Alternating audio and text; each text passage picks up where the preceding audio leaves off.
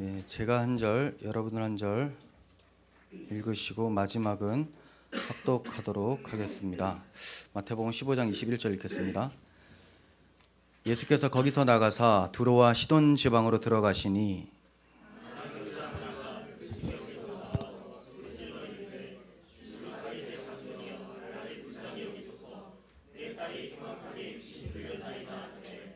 예수는 한 말씀도 대답하지 아니하시니 제자들이 와서 청하여 말하되 그 여자가 우리 뒤에서 소리를 지르오니 그를 보내소서.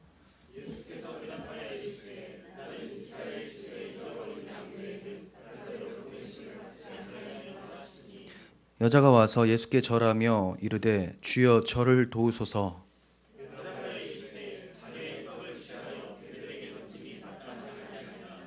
여자가 이르되 주여 올소이다마는 개들도 제 주인의 상에서 떨어지는 부스러기를 먹나이다 하니 예수께서 대답하여 이르시되 여자여 내 믿음이 크도다 내 소원대로 되리라 하시니 그때로부터 그의 딸이 나으니라. 아멘.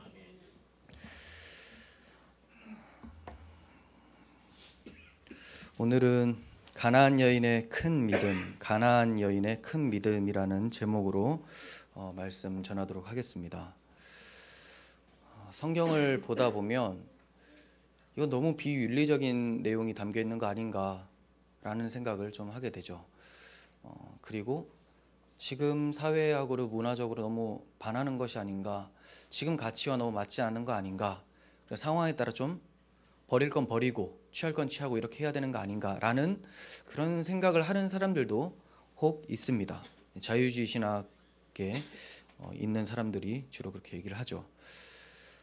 근데 성경을 보실 때 이해가 되지 않고 내 생각에는 도저히 이게 용납이 안 된다 라고 할 때는 어떤 생각을 가지셔야 되냐면, 내가 이 상황을 잘 모르고 있다, 이 문화를 잘 모른다, 그리고 주님께서 말씀하시려고 하는 의도를 모르기 때문에 이렇게 이해가 되지 않고 불편하다라고 생각을 하시면 돼요. 모르기 때문에. 그러니까 막상 같이 공부를 하다 보면 이게 그런 뜻이었어 하고 풀리는 것이 대다수라는 거죠.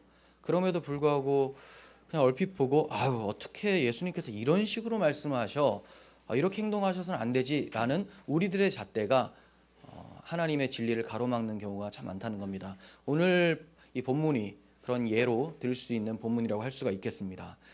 21절 보시면 예수께서 거기서 나가사 두로와 시돈 지방으로 들어가시니 라고 말씀합니다. 자, 예수님께서 거기서 나가서 두로와 시돈 지방으로 들어가셨다. 두로와 시돈은 베니게의 항구들로 이방 도시를 말합니다. 그러니까 주님이 이스라엘에서 나가셔서 이방인들이 사는 두로와 시돈 지방으로 들어가셨다라는 것을 말씀을 하고 있는 거죠. 이스라엘에서 나가셔서 이방 지역으로 들어가셨다. 자, 왜 들어가셨을까? 왜 이방 지역으로 들어가셨을까? 얼핏 생각해 보면 주님은 늘 복음을 전하시는 분이니까 복음을 전하시려고 이방에 전도를 하시려고 들어가셨다라고 생각할 수가 있어요. 그렇지만 그렇지는 않습니다. 왜냐하면 예수님의 공생애는 철저하게 유대인 중심적으로 이루어지고 있어요. 물론 간혹 이방인 백부장이 구원을 받는 경우도 있고 고침을 받는 경우도 있지만 다 유대 땅에서 행하셨고 초점이 유대인들에게 국한되어 있는 것을 보게 됩니다. 그리고 이제 성령이 임하자 예수님의 제자들이 이방에 이제 복음을 전파하러 나가게 돼요. 예수님의 사역과 예수님의 때까지는 이방의 전도의 문이 열리는 그런 시기는 아니라는 겁니다.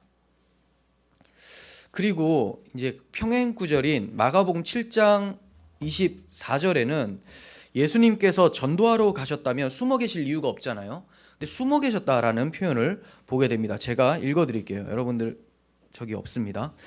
자, 예수께서 일어나사 거기를 떠나 두로 지방으로 가사 한 집에 들어가 아무도 모르게 하시려 하나 숨길 수 없더라 하면서 더러운 귀신 들린 어린 딸을 둔 여자가 찾아오는 거예요. 그러니까 전도를 하러 가신 게 아니죠. 숨어 계셨던 거예요. 좀 드러나지 않고 이제 쉬었다가 지나가려고 했는데 이 여자가 찾아온 겁니다. 그러면 예수님께는 도대체 왜 이방 지역에 들어가셨나? 굳이 그 집에서 쉬셔야 됐는가? 숨어 계셔야 됐는가? 이것은 유대인들은 자기들의 메시아를 배척을 했는데, 그래서 예수님은 이방 지역으로 옮겨갔는데, 이 이방 지역에 있었던 여인이 예수님을 영접하는 것을 가르쳐 주시기 위함이라는 거죠. 자기 백성들은 그토록 기다렸던 메시아를 배척을 하는데, 기다리지도 않았었던, 알지도 못했었던 이방인들이 소문을 듣고 저분이 유대인들이 믿던 그 메시아인가 하면서 나오는 모습, 이러한 모습을 통해서 유대인들의 강팍한 마음들, 그리고 자기들의 전통으로 하나님의 뜻을 거스르는 이러한 죄악들을 고발을 하고 있다라고 볼 수가 있겠습니다. 예수님의 목적은 유대인들의 지금 실상이 어떠한지를 보여주시고 유대인들에게 회개하고 정신 차리고 예수를 믿으라라는 데 초점을 두신 거라고 할 수가 있어요. 그리고 이제 복음이라는 것이 유대인들에게만 국한되는 것이 아니라 성령이 오시면 전 세계적으로 선포될 것이라는 것을 예시하는 그런 사건이라고 할 수가 있겠습니다. 22절 보겠습니다. 여인이 나옵니다. 가나안 여자 하나가 그 지경에서 나와서 소리질러 이르되 주 다윗의 자손이여 나를 불쌍히 여기소서 내 딸이 흉악하게 귀신 들렸나이다. 이렇게 얘기를 합니다. 등장한 여인이 가나안 여인이라고 해요. 가나안 여인. 가나안 여인이라는 말은 유대인들이 사마리아인들을 경멸하는 말과 같은 말이에요. 굳이 가나안인 이렇게 쓰고 있는데 좀 전에 살펴보았던 마가복음 7장에 보면 이제 이 여인을 헬라인이라고 얘기를 해요. 헬라인이고 수로보닉의 족속이다 이렇게 표현을 합니다. 그러니까 헬라에서 살고 있는 수로보닉의 족속이다라는 건데, 수로보닉에는 시리아, 성경에서는 수리아라고 해요. 시리아 나라의 페니키아, 성경에서는 베니게 족속이라는 겁니다. 수리아 나라의 베니게 지역에 살고 있는, 베니게가 고향인 이 여인이 헬라 지역에 살고 있었다 이렇게 얘기를 하고 있어요. 그런데 이제 마태복음에서는 그런 거 다 필요 없고 가나안 여인, 긴 설명이 필요 없다는 거죠. 가나안은 어떤 나라입니까? 이스라엘 백성들이 출애굽하여 약속의 땅 가나안에 들어갈 때 거기에 가나안 족속들이 있었죠. 이방 족속이기 때문에 하나님께서 다 진멸하라고 했던 거예요. 언약이 없는 족속, 하나님과 상관이 없는 그러한 족속이 가나안 족속인데 이 여인이 가나안 여인이다라고 얘기를 하고 있습니다. 즉 언약과 아무 상관없는, 유대인과 큰 차이가 있어 보이는 이런 여인을 등장시키고 있다는 거죠. 이런 여인이 예수님께 나와서 다윗의 자손이여 라고 간절히 부르짖습니다. 다윗의 자손이여, 무슨 뜻입니까?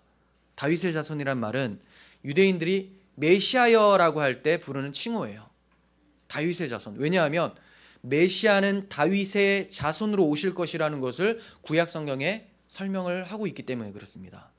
그래서 다윗의 자손이라는 소리를 딱 듣는 순간 우리가 기다렸던 메시아라는 것을 유대인들은 알게 되죠. 근데 이런 소리가 유대인들에게서 나오는 것이 아니라 이방인 여인에게 나타나고 있어요. 이스라엘 사람도 아니죠. 이방인이죠. 그리고 남자도 아니고 여인이에요. 이 당시 사람들에게 여인들은 굉장히 발언권이 제한이 되어 있고 예수님께 함부로 나올 수가 없는 상태인데 이방 여인이 나와서 다윗의 자손을 부르고 있습니다. 아니 자기가 다윗의 자손도 아니면서 어떻게 다윗의 자손 메시아를 기다리고 있습니까? 이상하지 않습니까? 유대인들도 배척을 하는 예수님인데 이방 여인이 예수님을 영접을 하고 있다. 엄청난 기적적인 일이죠. 이런 기적이 일어날 수 있는 이유는 그 여인의 됨됨이나 어떤 깨어있음, 그의 잘남 이런 것이 아닙니다. 사도 요한은 영접하는 자, 곧 그 이름을 믿는 자들에게는 하나님의 자녀가 되는 권세를 주셨으니 이는 혈통으로나 육정으로 사람의 뜻으로 나지 아니하고 오직 하나님으로부터 난 자들이니라 라고 얘기를 해요. 그러니까 이 여인이 다윗의 자손이여 하면서 예수님을 영접하러 나올 수 있는 것은, 이런 기적적인 일은 오직 하나님으로부터 난 은혜 때문이다라는 것을 알게 됩니다. 이 여인이 예수님께 부르짖습니다. 다윗의 자손이여 나를 불쌍히 여기소서 내 딸이 흉악하게 귀신 들렸습니다. 얼마나 간절할까요? 자기가 귀신 들려도 굉장히 괴롭지만 자녀가 귀신 들리면 더 괴롭겠죠. 흉악한 귀신이에요. 몸을 해하게 하고 사람들을 해치고 엄청난 고통 속에 살고 있는 자녀를 보았을 때 얼마나 마음이 아프겠습니까? 그래서 간절히 부르짖는 거죠. 이렇게 자신의 딸이 심하게 귀신 들렸을 때 이 고통에서 벗어나게 해줄 분은 예수님밖에 없습니다라는 부르짖음이었던 거예요. 자, 그러니까 이 여인은 당신은 하나님께서 다윗의 자손으로 보내주신 메시아임을 나는 압니다. 당신이 아니고서는 나와 이 딸이 절대로 이 고통에서 벗어날 수 없으니 나를 도와주세요라고 부르짖고 있는 것이죠. 그가 바로 신앙 고백을 하고 있는 겁니다. 당신은 메시아, 나는 당신 없이는 살 수 없어요. 이런 것이죠. 이스라엘에서 배척을 받으신 주님께서 이방 여인의 입술을 통해서 신앙 고백을 듣고 계신 겁니다. 그런데 예수님의 반응이 이상해요. 무반응입니다. 23절 예수는 한 말씀도 대답하지 아니하시니 라고 해요. 어째서 대답하지 않으셨을까요? 못 들으셨을까요? 엄청 크게 부르짖고 있는데 헬라어를 원어로 보면 이 진행형입니다. 계속해서 반복적으로 이걸 외쳤다 이렇게 얘기를 하고 있어요. 그래서 이후에 이제 살펴보겠지만 제자들이 너무 시끄러워서 그만 좀 하고 돌려보내라고 이렇게 예수님께 청원까지 하죠. 예수님이 못 들으신 게 아니에요. 예수님이 의도적으로 이렇게 하셨는데 예수님께서 이 여인의 간절함을 시험한 첫 번째 반응이었다라고 할 수가 있습니다. 예수님께서 이 여인을 간절함을 한 3번 정도 시험을 하시거든요. 오늘 본문에서 첫 번째라고 볼 수가 있는데 여러분들 같으면 어떻게 하시겠습니까?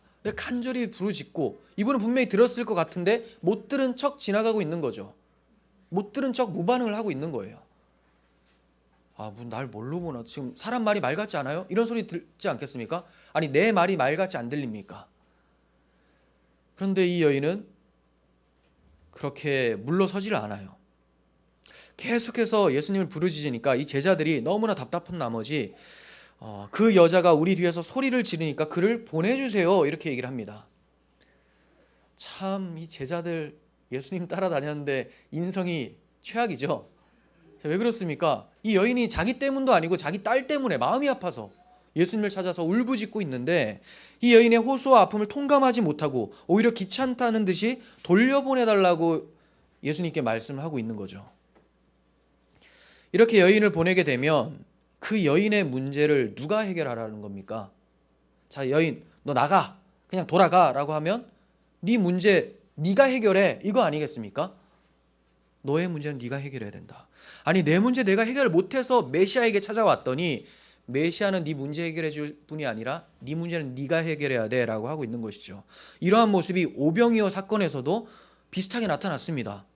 자, 마태복음 14장 15절 보시면 저녁이 되매 제자들이 나와 이르되 이곳은 빈들이요 때도 이미 저물었으니 무리를 보내어 마을에 들어가 먹을 것을 사 먹게 하소서. 자, 합리적인 사고죠. 자기들 떡도 없으니까 다 돌려보내서 사 먹게 하는 것은 괜찮은 사고 같아요. 하지만 결과적으로는 무슨 말입니까? 너희들의 배고픔은 너희들이 해결해라. 너희들의 배고픔의 그 문제는 너희들이 해결해라. 예수님은 이들의 배고픔을 해결해 주시려고 오병이어 표적을 보이신 건 아닙니다. 그들의 영혼의 배고픔을 채워주시는 분이라는 것을 가르쳐 주시기 위해서 오병이어 사건을 베푸셨죠. 그런데 이 사람들을 돌려보낸다면 영혼의 배고픔을 채워줄 예수 그리스도를 만나지 못하게 되죠. 이들이 한마디로 너희들의 배고픈 영혼 너희들이 알아서 처리해라고 하는 결과가 되어집니다. 마찬가지예요. 가나안 여인의 문제점을 스스로 해결하라는 거죠. 이게 바로 율법주의적인 사고예요. 율법주의적인 사고에는 긍휼과 사랑이 없습니다. 나는 그렇게 잘 하는데 나는 내가 해결하는데 너는 왜 이렇게 해결 못하냐 하고 정죄는 가능하죠. 긍휼과 사랑이 없어요. 알아서 해결하는 거예요. 그래서 예수님을 따라다니면서 그렇게 예수님을 따라다니면서 영혼을 사랑하며 불쌍히 여기시는 예수님을 보면서도 그들의 마음에는 그런 마음이 없었다라는 거죠. 오늘날 우리는 힘들어하는 이웃을 대할 때 사랑과 긍휼함으로 보고 있는지 좀 돌아보았으면 좋겠습니다. 정말 예수님을 믿는다고 하고 예수님을 3년 반 따라다닌 제자보다 더 많이 따라다녔잖아요. 어떤 분들 20년 따라다녔어요. 예수님을 주여라고 합니다. 그런데 우리가 가난한 자들, 약한 자들의 궁핍함과 괴로움, 또 영혼의 목마른 자들, 그들을 보면서 외면을 한다면 우리가 이 제자들과 어떠한 차이점이 있을까라고 생각을 하게 됩니다. 24절 봅니다. 예수께서 대답하여 이르시되 나는 이스라엘 집에 잃어버린 양 외에는 다른 데로 보내심을 받지 아니하였다. 무슨 말이냐면 이스라엘 백성, 내 백성에게 나는 보내진 자지 다른 자들, 이방인들, 너희들에게 보내진 자가 아니야. 이렇게 말씀하고 있는 겁니다. 예수님의 두 번째 시험이에요. 아주 자존심을 건드리는 그런 시험이죠. 이스라엘 백성들을 구원하시기 위해서 메시아로 오셨다라는 것을 말씀하셨는데 사실은 주님이 보실 때 잃어버린 이스라엘의 양들은 누굴까요? 이 여인과 같이 예수님을 간절히 찾는 사람, 이 사람이 바로 이스라엘의 잃어버린 양이에요. 분명히 예수님의 이 말씀 속에는 이중적인 의미가 있어요. 이스라엘의 잃어버린 양 외에는 보내심을 받지 않았다. 여기서 이스라엘은 민족 이스라엘이에요. 나는 그들을 구원하기 위해서 왔다. 하지만 예수님께서 보시는 영적 이스라엘이 또 있어요. 예수님을 구원자로 모시고 그분을 사모하는 자들, 그들 간절히 찾는 그 사람이 영적 이스라엘이라는 것이죠. 예수님께서 이렇게 표면적으로 이스라엘 집 잃어버린 양 외에는 다른 데로 보내심을 받지 않았다라고 하신 것은 민족 이스라엘 사람들의 사고를 그대로 대변하고 있는 것입니다. 우리만 선민이다. 메시아는 우리의 메시아다. 너희가 구원을 받으려면 할례를 받고 유대인이 돼야 된다. 이런 사고를 하고 있었죠. 그거를 대변하시면서 또 예수님의 사역은 유대인들에게 지금 초점이 맞춰져 있기도 합니다. 그래서 이렇게 말씀을 하셨어요.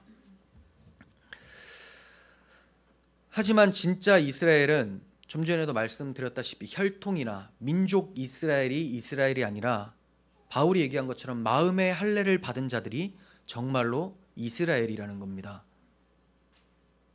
하지만 민족 이스라엘 위에 오셨다고만 말씀하시면서 여인에게 두 번째 시험을 주고 있는 거예요. 그런데 그 여자가 또 이렇게 얘기를 합니다. 예수께 절하며 이르되 주여 저를 도우소서. 자, 세 가지 단어를 주의 깊게 보셔야 돼요. 절을 합니다. 그리고 주여 도우소서라고 해요. 절을 했다라는 것은 적어도 예수님을 나의 주인 또는 왕으로 대하고 있다라는 것을 보게 되죠. 나의 주인이에요. 나의 왕입니다. 라고 고백을 하고 있어요. 나는 이스라엘의 왕이다 라고 했는데 아니에요. 저의 왕이에요. 저의 주인이에요. 라고 얘기를 하고 있죠. 너는 내 백성이 아니라 안 되겠다 라고 하는 주님의 대답에 왕이시여 저 같은 자라도 당신의 백성으로 인도하시는 긍휼을 베풀어 주소서.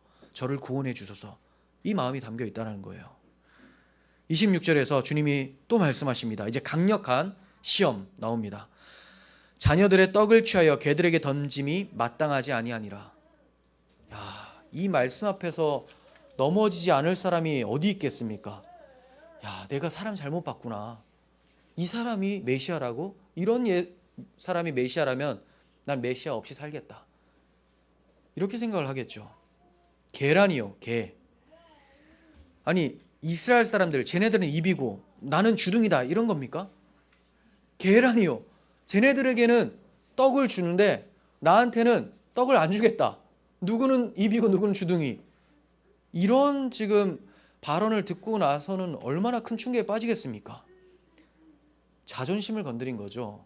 사람들은 자존심 때문에 목숨까지 끊습니다. 자기 이름이 모욕당하고 명예가 실추되고 하면 내가 이렇게는 못 살겠다. 살아서 뭐해? 이런 생각을 한다니까요. 권력, 돈 이런 것보다 더 중요한 것을 자기 이름이라고 생각을 해요. 그래서 돈을 다 팔아서 명예를 사죠. 권력을 잡는 이유도 명예를 지키기 위해서 권력을 잡는 경우가 많죠. 근데 이 명예를 더럽혀버렸어요. 개라고 했습니다. 지금 이 여인은 죽든지 예수님을 죽이든지 둘 중에 하나 선택해야 돼요. 정말 죽이는 사람들이 있었어요. 바리새인과 서기관들. 유대인들은 자기 명예가 더럽혀지니까 너희들이 한 거 아무것도 아니야. 쓸데없는 짓 한 거야. 하나님 앞에서 진노만 쌓고 있었던 거야 라고 하니까 예수님을 죽여버리죠. 근데 이 여인이 어떻게 합니까? 돌아갈 만한 이유가 분명한데도 불구하고 여자가 이르되 주여 올소이다마는 개들도 제 주인의 상에서 떨어지는 부스러기를 먹나이다. 이렇게 얘기를 합니다. 아니 무슨 일이 다 이런 일이 다 있습니까? 자존심도 없어요. 자존심도 없어요. 올바른 자기인식입니다. 올바른 자기인식. 예수님 앞에서, 하나님 앞에서 자기를 비추어 보면 자존심이라는 것은 사라집니다.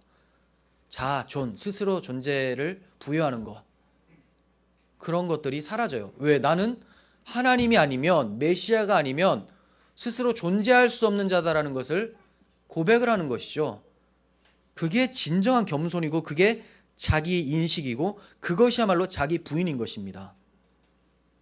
내 앞에 있는 이 예수님이 아니면 나는 죽은 목숨이라는 겁니다.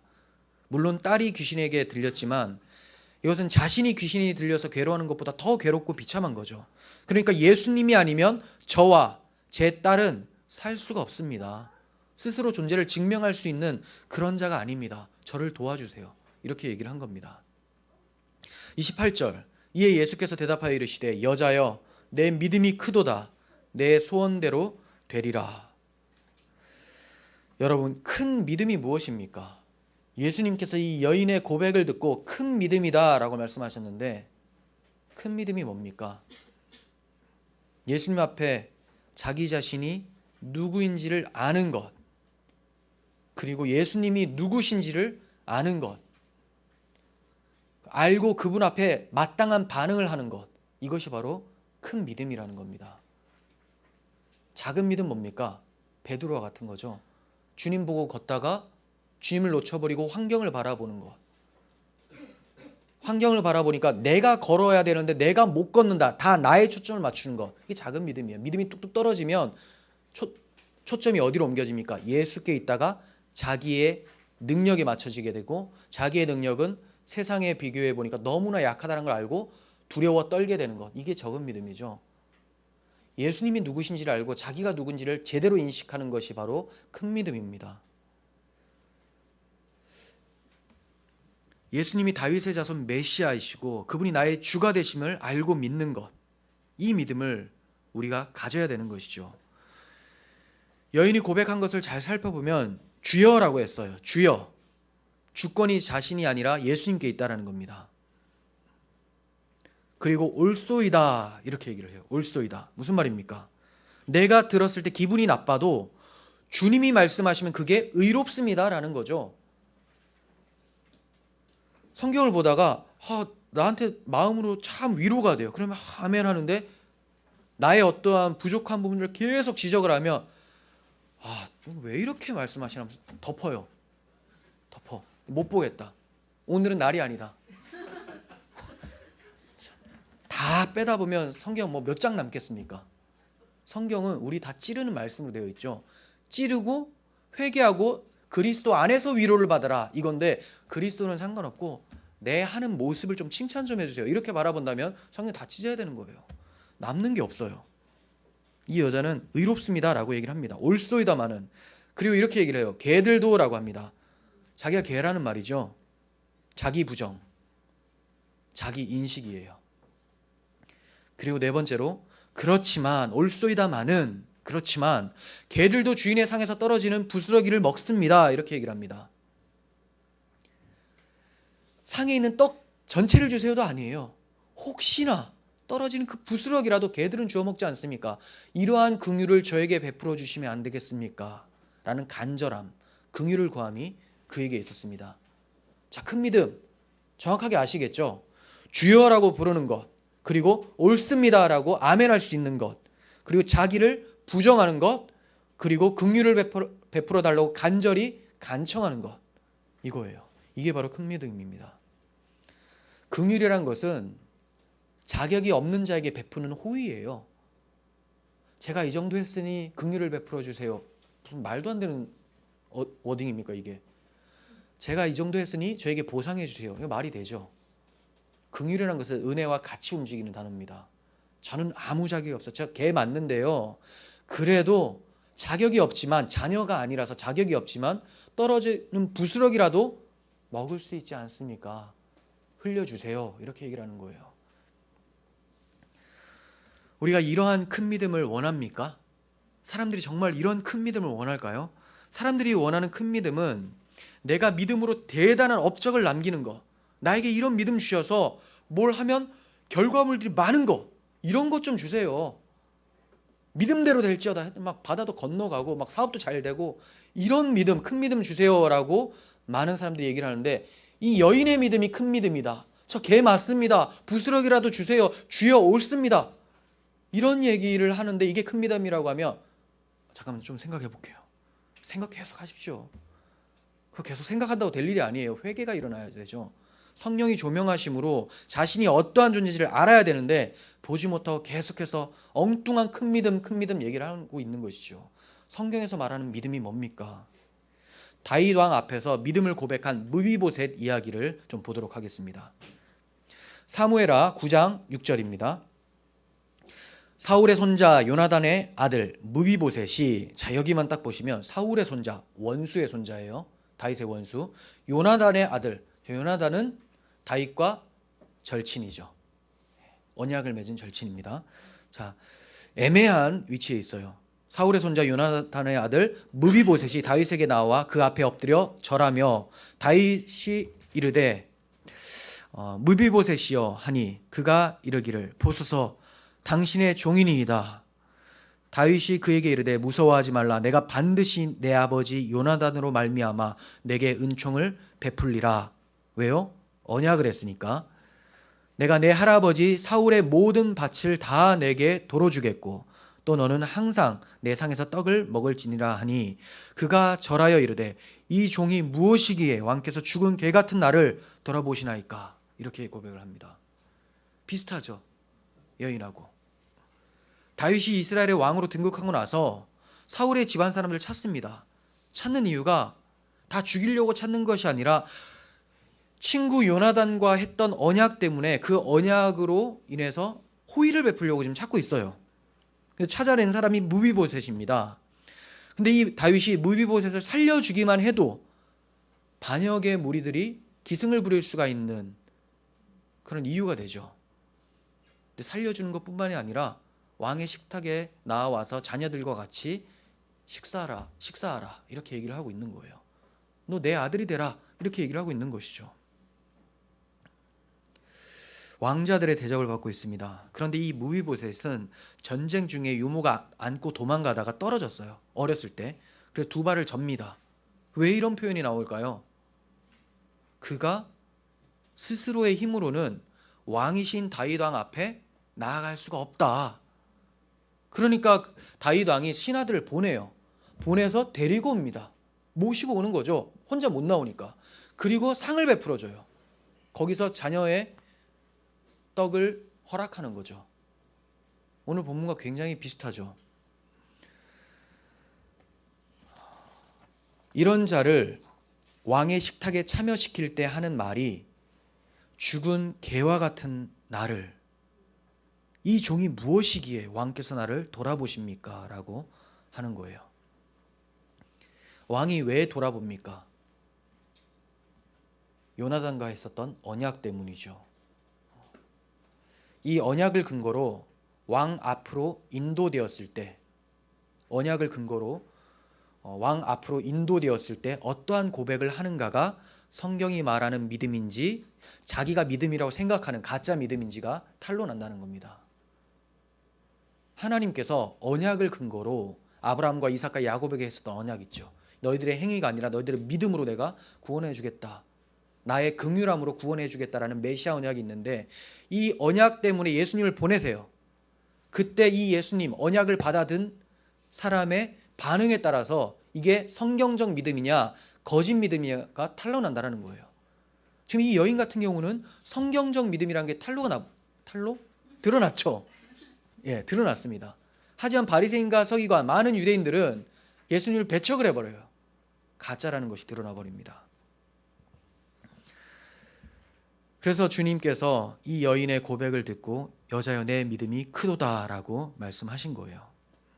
오늘날 많은 교인들이 무비보셋이나 가나안 여인과 같은 그런 믿음을 원하는 것이 아니라 세상 사람들도 좋아하는 그런 세상의 힘들을 믿음의 척도라고 생각을 합니다. 예수 믿으면 세상에서 힘을 얻어 승승장구해야 된다. 믿음이 좋은 사람일수록 세상에 성공을 한다. 근데 지금 이 가나안 여인과는 너무나 다르죠. 무비부색과는 너무나 다릅니다. 나는 아무것도 아닙니다라고 하는 그 믿음이 큰 믿음이고, 그런 믿음을 가진 자를 주님이 함께 하신다라고 말씀하고 있는 거죠. 이렇게 가짜 믿음, 세속적인 믿음을 가지고 있다가는 주님이 오실 때 내가 너를 도무지 알지 못한다 라고 하면서 슬피 울며 이를 갈게 될 수도 있다는 겁니다. 우리는 이쯤에서 여자가 고백한 말을 더 생각해 볼 필요가 있습니다. 왜냐하면 여자의 말 속에는 하나님이 베푸신 복음의 의미가 담겨 있기 때문에 그래요. 그래서 말을 한번 살펴보자는 겁니다. 두 가지를 살펴볼 텐데, 첫 번째는 총 세 가지라고 할 수 있네요. 첫 번째는 다윗의 자손이여라고 한 것과, 두 번째 주인의 상, 그리고 부스럭이라도 주세요, 떡이라도 주세요, 이 말이죠. 네, 이것에 대해서 의미를 좀 살펴보겠습니다. 먼저 다윗의 자손이에요. 여인이 예수님을 다윗의 자손으로 오신 메시아라고 인식을 합니다. 다윗의 후손들에게만 구원자이신 것을 그도 알고 있었어요. 다윗의 자손이여라고 하는 그 말은 다윗의 자손인 이스라엘 백성들에게만 국한된 메시아라는 것을 자기도 안다는 거죠. 그냥 구원자여, 선생이여 이렇게 부른 게 아니잖아요. 나하고는 상관없는 당신. 하지만 아무 자격 없지만 올소이다마는 개들도 제 주인의 상에서 떨어지는 부스러기를 먹습니다 하고 불쌍히 여겨주시기를 바랬던 겁니다. 그런데 사실상 자녀는 누구고 개는 누굽니까? 이 여자는 자기가 개라고 했는데 사실상 자녀는 이 여인이라는 거예요. 사실상 개들은 서기관과 바리새인들, 예수님을 배척한 사람들이라는 거죠. 많은 사람들이 바리새인과 서기관들이야말로 자녀가 아니면 누가 자녀이겠는가 이렇게 생각을 하고 있죠. 하지만 예수님 뭐라고 하십니까? 그들을 향해서 뱀들아, 독사의 새끼들아 이렇게 말씀하세요. 메시아 시편으로 유명한 22편을 보겠습니다. 개들이 나를 애워쌌으며 악한 무리가 나를 둘러 내 수족을 찔렀나이다. 개들이 수족을 찌르고 둘러쌌대요. 누가 찌릅니까? 가나안 여인이 찌릅니까? 십자가를 가나안 여인이 지게 합니까? 자기 백성이, 자기 땅에 오매 자기 백성들이 영접하지 않고 예수님을 십자가에 못 박습니다.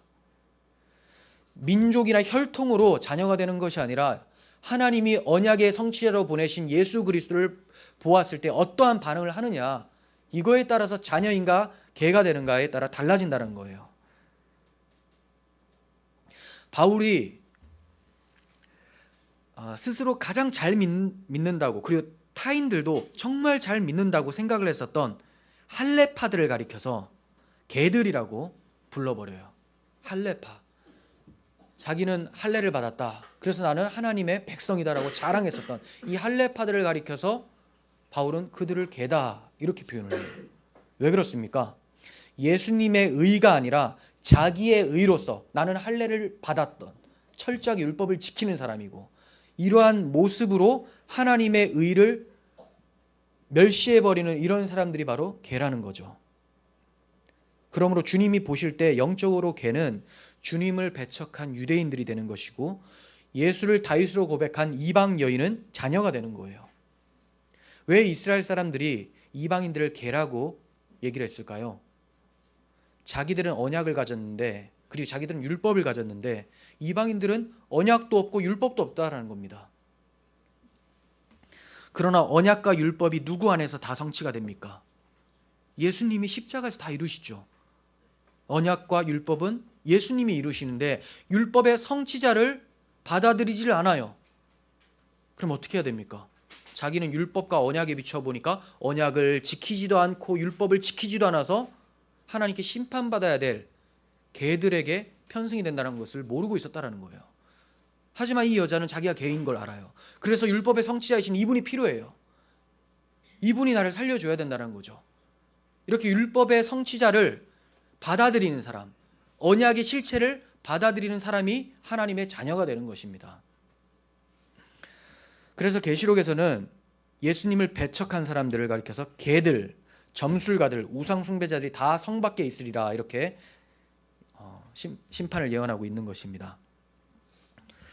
자, 이제 두 번째 살펴볼 텐데 떡 부스러기에 대한 이야기를 먼저 하겠습니다. 사실상 이 본문은 떡 이야기, 빵 이야기의 연장선이라고 할 수가 있어요. 지금 15장을 보고 있는데 14장부터 한번 떠올려 보겠습니다. 14장에 어떠한 빵이 나옵니까? 오병이어라는 게 나오죠. 오병이어. 떡 5개, 떡 5개, 물고기 2마리. 그 사건을 통해서 가르쳐 주시려고 하는 것은 이런 썩어질 떡이 진짜 떡이 아니라 나의 살과 피, 이것이 바로 생명의 떡이다. 이걸 가르쳐 주시기 위해서 오병이어 사건을 베풀어 주셨어요. 자, 그리고 나서 예수님이 그들을 떠나 이제 다른 지역으로 와서 제자들이 손 씻지 않고 떡을 먹습니다. 15장에. 그죠? 떡을 먹어요. 또 떡 이야기가 나와요. 이 떡은 중요한 게 아니에요. 이걸 먹는다고 해서 더러워지는 게 아닙니다. 진정으로 먹어야 될 떡, 예수라는 생명의 떡을 안 먹은 것이 더러운 상태죠. 그런데 지금 이들은 손 씻지 않고 떡 먹는다고 그 더럽다, 정결례식을 범했다라고 하고 있는 거예요.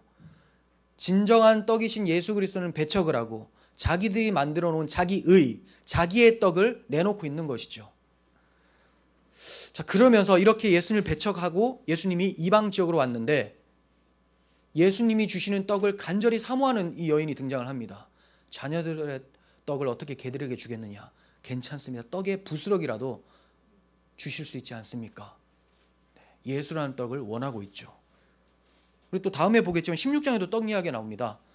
이제 이 바로 이후의 사건이 칠병이어 사건이 나오고 또 떡이죠. 또 빵 이야기예요. 떡 7개와 물고기 2마리로 4,000명을 먹이신 사건. 그게 나오고 16장에 들어가면 이 칠병이어 사건 때 남았던 7광주에 나왔던 그 빵을 제자들이 놓고 와요.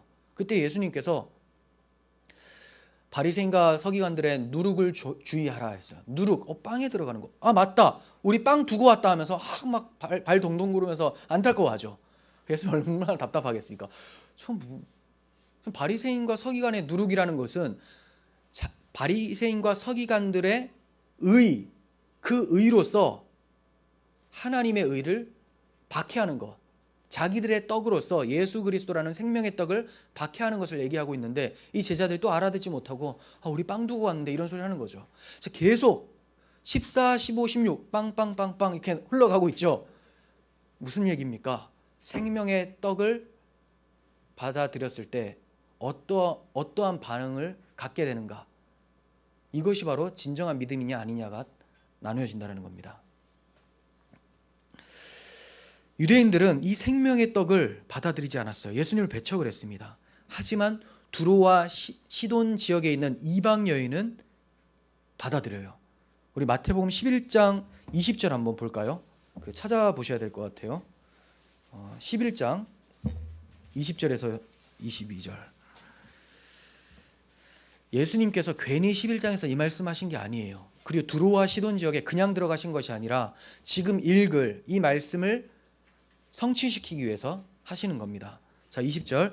예수께서 권능을 가장 많이 행하신 고을들이 회개하지 아니하므로 그때 책망하시되 화 있을진저 고라시나 화 있을진저 벳세다야. 자, 벳세다는 빌립과 안드레와 베드로의 고향임과 동시에 오병이어 사건이 베풀어졌던 장소예요. 거기서 기적을 베푸셨죠. 벳세다. 유대 지역이에요. 자, 다시 화 있을진저 고라시나 화 있을진저 벳세다야 너희에게 행한 모든 권능을 두로와 시돈에서 행하였더라면 그들이 벌써 베옷을 입고 제에 앉아 회개하였으리라. 내가 너희에게 이르노니 심판날에 두로와 시돈이 너희보다 견디기 쉬우리라. 네. 두로와 시돈은 심판의 상징을 말하는 성읍들이에요. 그래서 뒤에 소돔과 고모라도 같이 비교하면서 나옵니다. 그러니까 이렇게 소돔과 고모라와 같은 두로와 시돈 이방 지역보다 너희들이 더 악하다. 너희들에게 베푼 이 기적들을 두로와 시돈 지역에 베풀었다면 그들이 영접하고 회개했을 텐데 지금 너희들의 모습을 보니까 마지막 날 두로와 시돈 사람들보다 더 심하게 통곡할 게 뻔하다. 아닐 것 같아 하면서 두로와 시돈 지역에 오신 거죠. 그리고 정말로 드러내 보이셨어요. 두로와 시돈 지역의 이방 여인은 예수님을 영접하는데 생명의 떡을 받아들이는데 이들은 생명의 떡을 멸시하고 자신들의 떡, 자기의 의를 갖추고 예수님을 배척을 하고 있었던 것이죠. 이들의 심판이 얼마나 크겠습니까? 이들만 그렇겠습니까? 저는 이 말씀 보면서 먼저 믿은 교회들, 우리들에게 하시는 경고라고 보여져요. 아직까지 예수 잘 모르는 사람들, 이 사람들이 늦게 믿게 돼도 먼저 된 자가 나중 될 수가 있고 나중 된 자가 먼저 될 수가 있습니다. 우리는 지금 내가 잘 믿고 있다고 생각을 하지만 예수님을 박해하고 배척하는데 1등 공신일 수도 있다는 것을 잊어서는 안 돼요. 날마다 자신의 신앙을 돌이켜보고 주님이 무슨 말을 해도 옳소이다마는 하면서 자신의 상태를 직시하고 부스럭이라도 떡 부스럭이라도 나에게 주시면 안 되겠습니까? 이런 간절함이 우리에게 있어야 된다는 겁니다. 그렇게 했더니 주님이 떡 부스러기를 주셨습니까? 그 딸이 나아버려요. 딸이 나았다는 것은 하나님께서, 예수님께서 은혜를 베푸셨다는 거죠. 주인의 상에 초대하셨다는 거예요. 네가 바로 자녀다. 무슨 떡 부스러기야. 네가 바로 떡 먹을 내 자녀야 라고 말씀하시는 겁니다.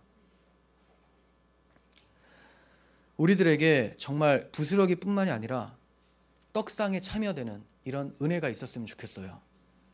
자, 이제 세 번째 보겠습니다. 여인이 얘기한 주인의 상이라는 겁니다. 주인의 상, 하나님께서는 이스라엘 백성들에게 끊임없이 생명의 떡이 올려져 있는 주인의 상을 구약시대에 계속해서 보여주셨습니다. 다시 말씀드릴게요. 하나님께서는 역사 속에서 생명의 떡을 연상시킬 만한 주인의 상을 계속 마련해 주셨었어요. 그걸 보고 이들이 알아야 되는데 잘 못 알아먹어요. 자, 어떤 사건이 있습니까? 이스라엘 백성들이 바로의 노예가 되어서 탄식하며 부르짖을 때, 종이죠, 종. 근데 이들을 어떻게 합니까? 출애굽시켜서 하나님의 자녀 삼고, 이스라엘은 내 장자다라고 하잖아요. 하나님 자녀 삼아 주시고 하늘에서 만나를 내려주셔서 그들을 먹이십니다. 하늘의 잔치상을 베풀어 주신 것이죠. 만나라는 식탁을 베풀어 주셨어요. 또 그 전에 하나 또 식탁이 있습니다. 출애굽할 때 유월절 식탁을 베풀어 주시죠. 유월절은 또 누굴 상징합니까? 십자가에서 죽으실 예수 그리스도, 그분을 너희가 먹고 마실 때 내 백성이 된다. 이렇게 내 백성이 된 자들을 광야에서 하늘의 만나, 오병이어 사건과 연결이 되죠. 하늘에서 내려온 생명의 떡이신 예수 그리스도를 나타내는 만나 식탁을 계속 베풀어 주셨습니다. 이러한 예표들이 어디에서 성취되냐면 예수님께서 제자들과 함께 유월절에 식탁을 마련하시죠. 최후의 만찬이라고 합니다. 거기에서 주님은 내 살을 먹고 내 피를 마시는 자는 영생을 가졌다, 이렇게 말씀하세요. 유월절 만찬, 성만찬, 유월절에 베풀어진 최후의 만찬이 하나님이 베풀어 주신 주인의 상이라는 겁니다. 여기에 유월절 양고기가 없어요. 왜 그렇습니까? 예수님이 그 십자가에서 죽으실 거기 때문에 그분을 믿어 그의 살을 먹으라라는 것이죠. 그래서 다른 거 다 있는데 먹을 사람들도 다 있는데 유월절 양이 없습니다. 예수님이 양이 되시는 것이죠. 이렇게 최후의 만찬 식탁을 베풀어 주셨어요. 십자가에서 흘리신 보혈의 의미를 알고 믿는 자들에게 주시는 영생을 가르쳐 주신 겁니다. 그리고 궁극적인 성취는 주님이 재림하실 때에 천국 잔치가 베풀어지는 겁니다. 천국 식탁이 베풀어져요. 누가복음 13장 28절 봅니다. 너희가 아브라함과 이삭과 야곱과 모든 선지자는 하나님 나라에 있고, 자, 언약의 백성들이에요. 하나님의 언약을 믿는 사람들은 하나님 나라에 있고, 오직 너희는, 유대인들은 밖에 쫓겨난 것을 볼 때 거기서 슬피 울며 이를 갈리라. 사람들이 동서남북으로부터 와서, 이방인들이죠, 하나님 나라의 잔치에 참여하리니 보라, 나중된 자로서 먼저 될 자가 있고 먼저 된 자로서 나중될 자도 있느니라 하시더라. 네. 우리가 천국 잔치, 베풀어질 천국 잔치를 소망주에 기다리는 것도 너무 중요해요. 하지만 정말 언약을 붙들고 있는가? 예수 그리스도라는 생명의 떡을 나의 정말 생명 양식이라고 생각을 하고 있는가? 돌아봐야 된다는 겁니다. 먼저 된 자가 나중 될 수도 있기 때문이에요. 이방 여인은 생명의 떡을 신앙 고백함으로써 언약 안으로 들어온 것입니다. 그래서 주인의 상에 참여해서 하나님의 자녀가 된 것이에요. 로마서 10장 9절 보시면 내가 만일 내 입으로 예수를 주로 시인하며 또 하나님께서 그를 죽은 자 가운데서 살리신 것을 내가 마음에 믿으면 구원을 받으리라. 입으로 시인하고 마음으로 믿으면 구원을 받는다. 사람이 마음으로 믿어 의에 이르고 입으로 시인하여 구원에 이르느니라.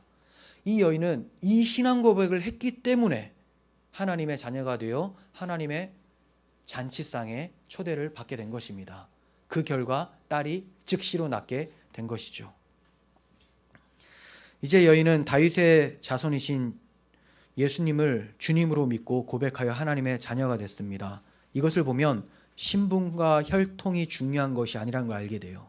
주님을 향해서 다윗의 자손이여 나를 불쌍히 여기소서, 나를 도우소서, 이러한 간절함이 있는가, 생명의 떡을 사모하는가, 이것이 중요하다는 것을 알게 됩니다. 우리가 전에는 개 취급받던 이방인들이었지만 이제는 예수님을 영접함으로 하나님의 자녀가 되는 권세를 얻었고 이제 부스러기가 아니라 주인의 상에 참여해서 생명의 떡을 먹을 수 있는 자가 되었다는 겁니다.